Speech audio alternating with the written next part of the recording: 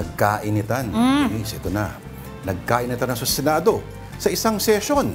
At may nag-walk out pa nga na isang senador. Ang clue, tago natin siya sa pangalang Raffy Tulfo.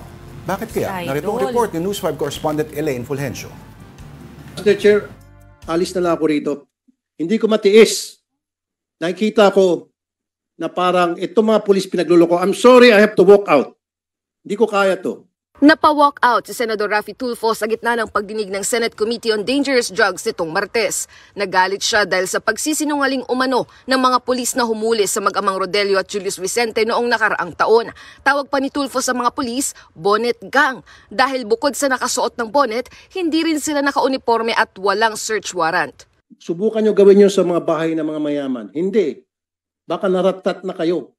Nagagawa nyo yun sapagkat alam nyo walang kalaban-laban mga yan. Kaya nainis ang senador dahil sa paulit-ulit na pagsisinungaling ng mga pulis. Pag pulis ang may kasalanan, bine-baby-baby. Pero pag ordinaryong maliit na mamamayan natin, agad-agad nakukulong. Pag minalas-malas, sinasalvage pa. O matatagpuan na ng patay. Ngayon, galing sa bibig mo, walang warrant at covert operation. Hindi kayo tumutugma-tugma. Dito may kita, Mr. Chair, na napakasinungaling. Tinulungan din siya ni Senate Committee Chairman Bato de la Rosa sa muling pagkumpirma sa mga pulis kung talaga bang lehitimo ang operasyon o hindi. Klaruhin natin, covered ng warrant yung Yes, subject na hinahanap nila. Yes, sir. Hindi lang nabitbit yung papel. Yes, sir. Pero tingin ni Tulfo, tila binibaby ng dating PNP chief ang mga sangkot na pulis. Ngayon sinabi mo walang warrant, pero nung i-baby ka, sabi mo, Klaruhin ko lang, Sir Tulfo, hindi ko binibaby itong mga tao na ito, ha?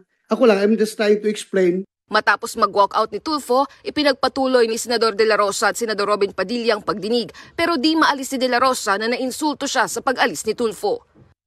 Hindi ko lang matanggap-tanggap, for the record, na kayo ay pinagmumura dito. Ha?